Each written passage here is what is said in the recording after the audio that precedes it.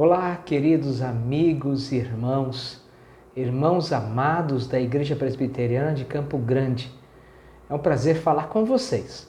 Eu sou o pastor José Carlos Piacente Júnior, sou capelão da Universidade Presbiteriana Mackenzie e pastor da Igreja Presbiteriana. E estou aqui, ainda que virtualmente, à distância, mas para compartilhar com vocês um estudo bíblico. Por isso eu agradeço ao meu querido amigo, reverendo Alcion, que me fez esse convite gentil e agradável. Muito obrigado, reverendo.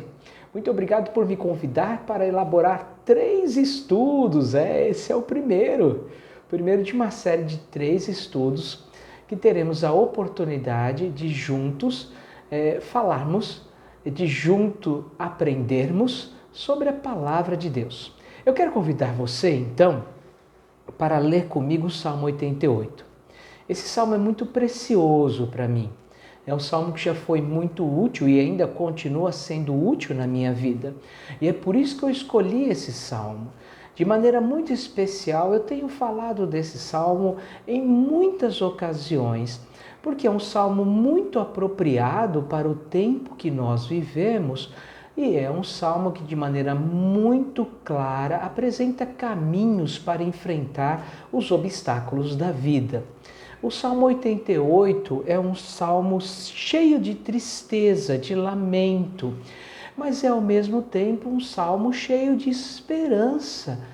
E um salmo que nos diz que mesmo na tribulação, não importa o tamanho dela, nós ainda podemos servir a Deus. Então, meu amigo, minha amiga, vamos juntos? Vamos aí? Abra o Salmo 88, vamos ler esse salmo. E se porventura você tiver alguma pergunta, entre em contato comigo, é um grande prazer. Reverendo Alcion tem a liberdade de passar meu contato para vocês e se eu puder de alguma maneira auxiliá-lo e auxiliá-la, estou à sua disposição. Então esse precioso salmo, ele nos traz a seguinte verdade da palavra de Deus. Façamos a leitura. Cântico, salmo dos filhos de Corá. Ao mestre de canto, para ser cantado com cítara. Salmo didático de Emã, o Ezraíta. Ó Senhor, Deus da minha salvação, dia e noite clamo diante de Ti. Chegue à Tua presença a minha oração. Inclina os ouvidos ao meu clamor, pois a minha alma está farta de males e a minha vida já se à beira da morte. Sou contado com os que baixam a cova. Sou como um homem sem força, atirado entre os mortos, como os feridos de morte que jazem na sepultura, dos quais já não te lembras. São desamparados de tuas mãos. Puseste-me na mais profunda cova, nos lugares tenebrosos, nos abismos. Sobre mim pesa a tua ira, e tu me abates com todas as tuas ondas. Apartaste de mim os meus conhecidos e me fizeste objeto de abominação para com eles. Estou preso e não vejo como sair. Os meus olhos desfalecem de aflição. Dia após dia, venho clamando a Ti, Senhor, e Te levanto as minhas mãos. Mostrarás Tu prodígios aos mortos? Ou os finados se levantarão para Te louvar? Será referida a Tua bondade na sepultura, a Tua fidelidade nos abismos? Acaso nas trevas se manifestam as Tuas maravilhas e a Tua justiça na terra do esquecimento? Mas eu, Senhor, clamo a Ti por socorro, e antemanhã já se antecipa diante de Ti a minha oração. Por que me rejeitas, Senhor, a minha alma, e ocultas de mim o rosto? Ando aflito e prestes a expirar, desde moço. Sob o peso dos Teus terrores, estou desorientado. Sobre mim passam as Tuas iras, e os teus terrores terão cabo de mim. Eles me rodeiam como água de contínuo. Há um tempo me circundam. Para longe de mim afastaste amigo e companheiro. Os meus conhecidos são trevas. Vamos falar com o Senhor em oração? Você pode fechar os seus olhos? Querido e amado Deus, lemos a Tua palavra. Ela é preciosa para nós e ela nos dá a instrução adequada para enfrentarmos os grandes desafios da vida, assim como o Teu servo no passado enfrentou. Ajuda-nos, ó Deus, como igreja, a ouvir a Tua voz com alegria e a receber a Tua palavra e aplicá-la em nosso cotidiano. Em nome de Jesus oramos. Amém. Bom, meus amigos, todo salmo que é escrito por alguém. Aqui nós somos apresentados ao seu autor. Cântico, Salmo dos filhos de Corá. Certamente você já ouviu falar dos filhos de Coré ou Corá. São pessoas que fazem parte da história do povo de Deus.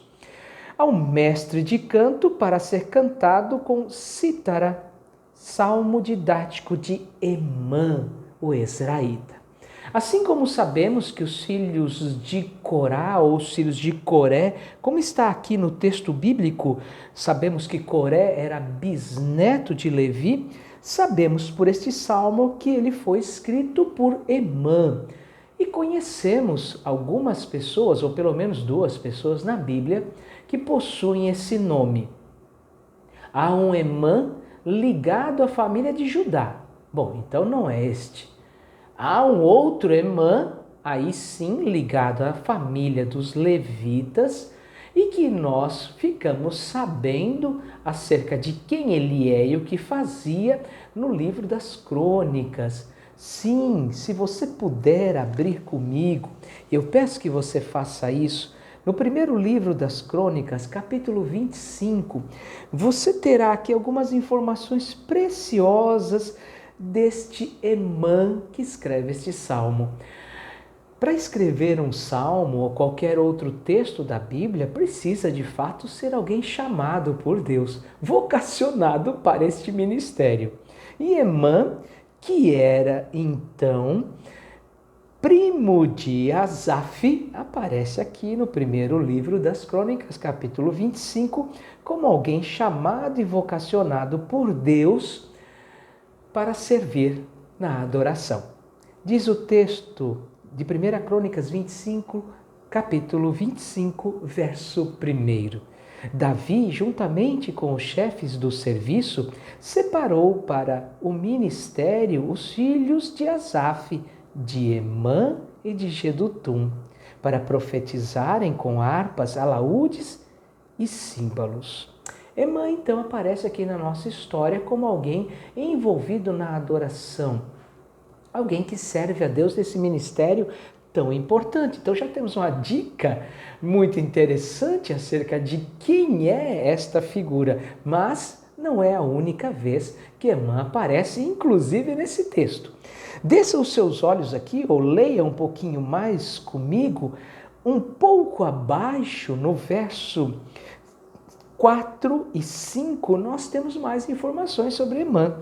E o verso 5 é muito especial. Todos estes foram filhos de Emã, se referindo ao verso 4, que narra quem são esses filhos.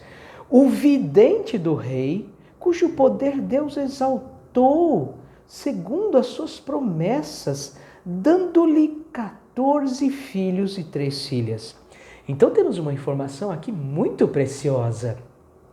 Este Emã, que escreve este salmo, porque faz parte dos vocacionados por Deus, foi escolhido para um grande ministério, era um homem de Deus, como assim nós falamos hoje, era também alguém muito próximo do próprio rei. Ele era o vidente do rei. Sabemos que essa função é semelhante ao que hoje nós chamamos de assessoria ou conselheiro. Ele era um conselheiro do rei, alguém que fornecia ao rei Davi instruções e informações preciosas. Era um homem, então, usado por Deus não só na adoração, como na própria vida do rei Davi. Diz também o texto que Deus exaltou o seu poder, cujo poder Deus exaltou, diz o texto, segundo as suas promessas, e lhe deu 14 filhos e 3 filhas. Era um homem muito abençoado na sua profissão, era um homem muito abençoado no serviço da adoração e um homem também com uma família bastante repleta de filhos. Ou seja, Emã era uma pessoa muito usada na obra de Deus e abençoada. Nós temos outras menções a Emã. E eu aqui me lembro de algumas dessas menções. 2 Coríntios 5,12 fala também que Emã teve o grande privilégio de participar da introdução da Arca da Aliança no Templo de Salomão. E outras menções que são feitas a este grande servo de Deus, destacando a sua sabedoria, a sua capacidade de servir a Deus com os dons e talentos que o Senhor concedeu a ele. Tudo isso é fundamental, porque a segunda pergunta que nós temos que fazer para esse texto não é só quem o escreveu. Volte lá para o Salmo 88, mas eu preciso saber também quando ele escreveu. Qual a circunstância que ele escreveu?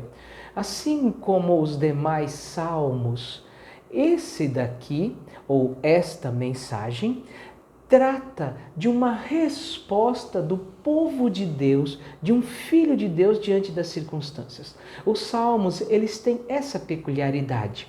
Eles tratam de como as pessoas que são chamadas por Deus lidaram com as situações da vida e como eles responderam diante dessas situações, ou como buscaram a presença de Deus, tá? Isso que significa responderam diante das situações, como é que eles se posicionaram diante das circunstâncias, como é que eles reagiram diante dos momentos que viveram. E é por isso então que os salmos, eles retratam também momentos históricos, como o Salmo de Moisés, como os Salmos de Davi, que falam do seu tempo, onde era um pastor de ovelhas. Os salmos que discutem já a velhice de Davi, mostrando como ele já tinha passado por tantas situações, tantas experiências. Então os salmos, eles tratam dessa resposta. E por isso que eles falam de maneira tão poderosa ao nosso coração. Porque os salmos nos aproximam daquilo que nós experimentamos hoje, porque eles narram as experiências do povo de Deus. Então, esse salmo foi escrito quando? Já sei quem é esse Emã, que aparece na linhagem dos levitas e que foi usado por Davi justamente por pertencer a essa linhagem e que era muito abençoado naquilo que fazia na sua profissão, na sua família e no serviço à igreja. Mas quando ele escreveu? Certamente ele escreveu quando estava enfrentando as dores mais terríveis do seu coração. Ele escreveu quando as lágrimas eram copiosas, quando a dor era mais intensa. Ele escreveu quando estava enfrentando o momento mais difícil da sua vida. Por isso que muitos comentaristas atribuem este salmo ao top 1, o primeiro salmo, o mais triste de todos os salmos. O número 1 entre todos os salmos que tratam da dor do coração. Nós estamos vivendo num momento difícil e é por isso que esse salmo é importante. É um momento de pandemia, de dor. É verdade que já estamos chegando ao fim, mas e o rastro de morte e dor que essa pandemia vai deixar? Certamente você tem alguma história triste para contar. É lamentável que seja assim, mas é a nossa realidade hoje. Por razões que o Senhor sabe, mas é o momento que vivemos. Talvez esse salmo nos aproxime de Emã por uma razão muito simples. Estamos vivendo uma noite tenebrosa da alma, assim como Emã enfrentou. Talvez ele tenha enfrentado isso por mais de uma noite, porque o Salmo nos diz, aqui no verso 15, que ele anda aflito e prestes a expirar, a morrer desde moço. Então a vida de Emã não foi nada fácil e neste momento ele relata isso. Emã mostra para nós aqui neste salmo 3 grandes obstáculos que o povo de Deus enfrenta e que fazem muitas vezes o povo de Deus passar por noites tenebrosas. E nós temos aqui de maneira muito clara 3 obstáculos. 3 obstáculos da caminhada cristã. E esse é o meu tema com você hoje. Eu quero que você conduza a nossa conversa sempre recordando que eu estou falando dos obstáculos que se colocam diante de nós na caminhada cristã. Não estou aqui fazendo nenhum anacronismo chamando de caminhada cristã, porque é fato que este salmo ele tem uma realização plena no cristianismo, na pessoa de Jesus Cristo. Então, sem dúvida nenhuma, o que Emã experimentou teve a sua solução na pessoa de Cristo. Mas isso é para o final. Por ora, eu quero que você preste muita atenção que este salmo, ele traz esses 3 obstáculos e o primeiro deles é o pavor da morte. Em muitos momentos no salmo, Emã destaca que ele está à beira da morte. Veja aí comigo o verso 3. Está me acompanhando? Por favor, eu quero que você leia a Bíblia. Eu quero que você acompanhe a leitura. Pois a minha alma está farta de males e a minha vida já se abeira da morte. Não é a primeira vez que ele destaca isso. Ele passava por uma situação onde o pavor da morte tentava roubar dele a alegria da salvação. Nós bem sabemos que este era um homem temente a Deus. O verso 1 destaca que Deus é o Deus da sua salvação. Nós não estamos falando de alguém que estava enfrentando o pavor da morte porque havia se afastado de Deus. Muito pelo contrário, o verso 1 deixa claro que Emã era um servo de Deus e sabia exatamente o que Deus havia feito por ele. Deus era o seu Salvador. Ele esperava a vinda do Messias, sim, como todos do Antigo Testamento, mas ele tinha certeza: Deus é o meu Salvador. Esse Deus Salvador a quem Emã recorre é de fato uma demonstração de que ele estava vivendo em plena submissão a Deus e sua palavra, mas estava enfrentando o pavor de morte.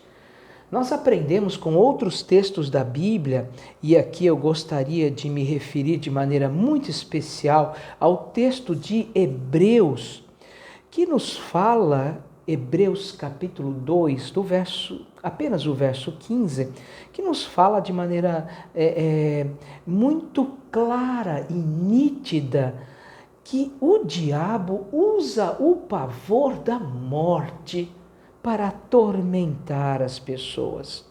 Por isso precisamos de Jesus, porque é justamente a ação de Jesus que nos faz vencer essa artimanha de Satanás.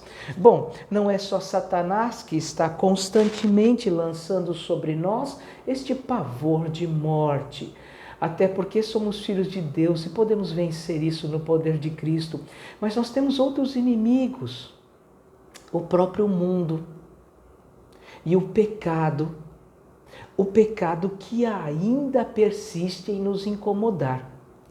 Então nós estamos constantemente lidando com esse pavor da morte, porque o nosso mundo, o mundo ao nosso redor, é um mundo que espalha a morte. Eu li esses dias uma notícia muito triste de alunos da USP que cometeram suicídio. Como pode? Como pode um aluno que está cursando uma das melhores universidades do Brasil, uma das melhores universidades da América Latina, praticar algo tão terrível, um atentado tão terrível como o suicídio. Bom, meus amigos e amigas, não sabemos o que se passava com eles. Não podemos medir a sua dor. Não podemos julgar o seu sofrimento. Mas uma coisa nós temos certeza: a morte, com as suas astúcias, muitas vezes se apresenta diante de nós, de todos nós, com uma face mentirosa, dizendo: a morte vai resolver seus problemas. Abra os seus braços para mim, que eu vou colocar um ponto final em seu sofrimento. Isso é o que faz muitas vezes as pessoas quererem, desejarem este caminho. Não sabemos de fato o que leva as pessoas a chegarem a este ponto tão extremo, mas sabemos que a morte, usada como um instrumento do diabo, como um instrumento deste mundo, como um instrumento do pecado, muitas vezes ilude, dizendo: eu vou colocar um fim ao seu sofrimento. Parece que era isso que Emã enfrentava. A morte se apresentava diante dele dizendo: venha comigo, porque eu vou colocar um fim ao seu sofrimento. Ele não aceitou a proposta da morte, que bom, mas é um obstáculo que se opõe constantemente diante de nós, como uma pedra em nosso caminho. Emã não aceitou o convite da morte, como ele também não aceitou reviver a culpa. E esse é o segundo obstáculo que este salmo nos apresenta. Na nossa caminhada cristã, muitas vezes a culpa quer reviver, ela quer novamente ocupar um lugar, ela quer voltar a fazer parte da nossa existência. E a culpa aqui ela é retratada de maneira muito clara quando Emã, por exemplo, no verso 7, fala que a ira de Deus pesa sobre ele. As pessoas que se sentem culpadas, elas pensam da seguinte maneira: a qualquer momento Deus vai cobrar os meus erros e pela sua ira eu serei então consumido. A culpa é aquela sensação de que eu fiz a coisa errada. A culpa é aquela sensação de que as coisas aconteceram por minha causa. A culpa nos traz aquela percepção de que isso é por causa, é em razão, é pelo motivo dos meus erros. Há muitas pessoas culpadas em nossos dias e elas se sentem assim porque elas fazem aquela pergunta: Senhor, por quê? O que eu fiz para merecer isso? O que eu fiz? Amigos, irmãos e irmãs, somos pecadores redimidos em Cristo. O que nós fizemos, Cristo encravou numa cruz, mas às vezes a culpa quer retomar o seu antigo lugar. Ela vem nos incomodar, ela vem causar dano, sofrimento. Ela vem sobre nós, como diz aqui Emã, como ondas de um mar. Estão constantemente indo e vindo, não param nunca. Eu imagino que vocês conheçam bem essa figura de um mar que constantemente envia suas ondas. Emã se sentia assim, e é fato que todos nós corremos o risco de passar por isso, de reviver a culpa.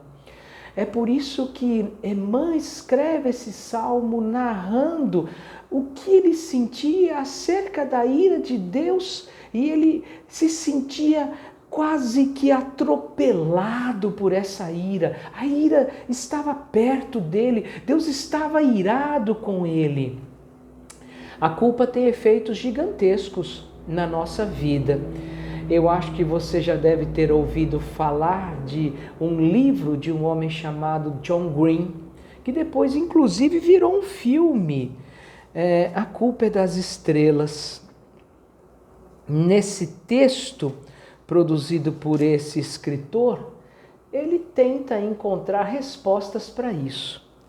A menina está enfrentando um momento muito difícil com o câncer. E de quem é a culpa? E aí então ele revive o antigo diálogo que está num texto de Shakespeare, numa peça chamada Júlio César, onde Shakespeare narra essa situação onde duas pessoas olham uma para outra e perguntam: de quem é a culpa? E então um deles responde: a culpa é das estrelas. De quem é a culpa? De quem é a culpa pelo seu sofrimento? De quem é a culpa das coisas que você está passando? Quem é o grande culpado? Se você foi redimida em Cristo Jesus, a culpa foi colocada na cruz, encravada. Insisto nessa expressão que já falei, encravada na cruz. Mas é um obstáculo que às vezes quer roubar de nós a alegria da salvação. Terminamos então com o terceiro ponto. Um obstáculo é o pavor da morte. O segundo obstáculo é reviver a culpa. Mas o terceiro obstáculo é a frieza do abandono. Nos momentos mais difíceis, às vezes as pessoas viram as costas para nós. Aqui o salmista Emã narra isso em dois momentos. O verso 18: para longe de mim afastaste amigo e companheiro. Os meus conhecidos são trevas. Ele se sentia abandonado, se sentia desamparado. Na visão de Emã, não havia sequer um amigo para socorrê-lo. Em outro momento, ele se sente até desamparado por Deus, que é o verso 5. Ele se sente assim porque nos momentos mais difíceis, parece de fato que não tem ninguém para nos estender a mão. A frieza do abandono é terrível e ela muitas vezes quer também roubar de nós essa alegria de servir a Deus. É por isso que o salmista aqui retrata essa situação com muito pesar. Ele se sente entristecido porque foi abandonado. E o abandono não é uma coisa que nós cristãos e nenhuma pessoa gosta de conviver com ela ou com o abandono. Eu me lembro que certa vez, como pastor, fomos visitar como igreja um asilo. Foi uma visita que misturou alegria por estarmos ali contribuindo, mas tristeza, porque alguns que estavam ali se sentiam profundamente abandonados. Um deles falou com um jovem da minha igreja da seguinte maneira: você pode escrever uma carta para o meu filho? Porque se meu filho soubesse que eu estou aqui, ele viria me buscar. Nenhum de nós gosta de se sentir abandonado. Nós queremos ser importantes para as pessoas, inclusive aquelas que amamos. Então não queremos sentir essa sensação de que fomos esquecidos, deixados de lado. E aqui Emã passou por isso. Alguns comentaristas destacam que é possível que Emã tivesse uma doença terrível, talvez uma doença contagiosa. Alguns chegam a pensar até em lepra, o que é improvável, pois ele era um adorador e a lei não permitia isso. Mas considerar que ele possuía uma enfermidade que afastava as pessoas dele, bom, isso é bastante palpável. É possível sim. Eu não sei a causa. Emã não conta para nós, mas sabemos que ele se sentia abandonado. Isso é um obstáculo terrível. Como vencer o abandono? Como superar o abandono? Emã retrata para nós que isso lhe causava uma dor que rasgava o coração. Queridos amigos e irmãos, estamos chegando ao final desse nosso estudo. Esse estudo feito no Salmo 88 mostra que a vida de um cristão ela é marcada por obstáculos. Às vezes a morte nos convida para encontrar uma solução rápida, uma solução que ela nos oferece para colocar um fim à nossa dor. Nós vimos também que às vezes a culpa quer reviver aquela sensação de que as coisas acontecem por nossa causa, no sentido de que fomos nós que provocamos a ira de Deus, nos fazendo esquecer que Jesus já levou sobre os seus ombros as nossas culpas. Às vezes nos sentimos abandonados, não tem ninguém ao meu lado, eu estou totalmente sozinho. Querido amigo, amiga, irmão e irmã que você está me ouvindo, como eu disse lá no começo, esse salmo escrito por Emã tem solução. Ele mostra que encontrou forças na oração. Por isso, se você está passando por abandono, por culpa, ou até mesmo por convites da morte, ore. Esse salmo nos mostra que existe uma cura. Emã sabia exatamente quem era o seu Deus. E aqui no primeiro verso, ele chama de o Senhor. E coloca isso com letras maiúsculas na nossa tradução, né? Está assim, para mostrar que era o Deus da aliança. Deus fez um pacto com você. Ele é o Deus da comunhão, Ele não te abandonou. Ele não te abandonou. Ele levou as suas culpas e Ele te promete a vida eterna. Então, esse salmo nos mostra de maneira muito clara uma terceira lição. Ore. No momento da tribulação, ore. No momento da tribulação, relembre das promessas. Ele é o teu Salvador.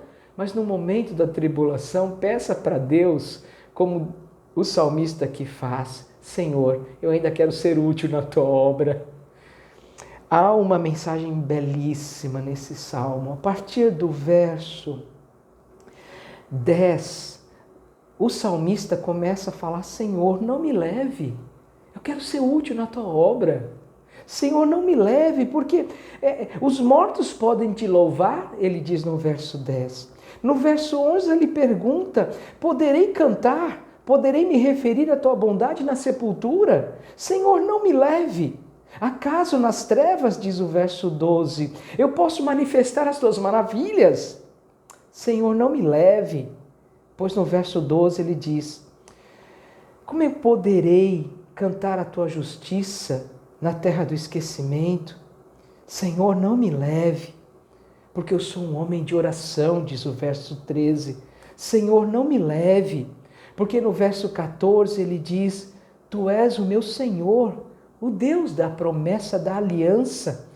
O Senhor não vai de fato me rejeitar. Senhor, não me leve, porque eu quero ser útil.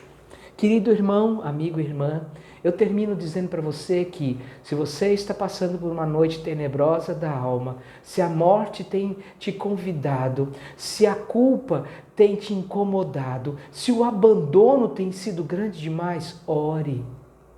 Busque reviver na sua mente as promessas de Deus. Lembre-se, Ele é o teu Senhor, o Deus da aliança. Acima de tudo, continue a trabalhar. E aqui eu termino dizendo isso. Se você acompanhou comigo a primeira parte desse nosso estudo, você viu quanto Emã era abençoado. Pessoas abençoadas também passam por tribulação, mas pessoas abençoadas por Deus nunca deixam de trabalhar. Se é verdade, como está escrito aqui no verso de número 15, que Emã enfrentava tribulações desde moço, aí a história dele fica ainda mais linda. Porque mesmo com todas essas tribulações, ele continuou servindo a Deus. Não espere as tribulações passarem para você servir a Deus. Sirva a Deus nas tribulações. De fato, este homem era alguém que serve para nós como exemplo, porque ele tem a sua vida, né, totalmente cumprida, ou seja, ele tem na pessoa dele um tipo de Cristo, que também passou por sofrimentos. Aliás, a palavra Ezraíta, no começo desse salmo, significa nascido em sofrimento. Ele nasceu no sofrimento como todos nós, mas ele precisou de Cristo como todos nós, porque Cristo venceu a morte, porque Cristo venceu a culpa, porque Cristo não nos abandona, uma vez que Ele está conosco todos os dias até a consumação dos séculos. Querido amigo, irmão e irmã, hoje é o dia para você vencer obstáculos, porque Cristo Jesus venceu a morte, porque Cristo Jesus venceu a culpa, porque Cristo Jesus venceu o abandono, porque Ele é o teu Senhor. Caminhe firme, mesmo na tribulação. Vamos terminar com uma oração? Querido Deus, obrigado porque passamos esse tempo juntos. Obrigado pela Tua palavra. Que o Senhor abençoe os meus irmãos da Igreja Presbiteriana de Campo Grande, para a glória e honra do Teu nome. Amém. Obrigado, amigos. Nos veremos em breve. Vou preparar aqui o próximo estudo e espero ser bênção na sua vida. Obrigado. Obrigado, reverendo Alcion. Deus o abençoe e a abençoe em nome de Jesus.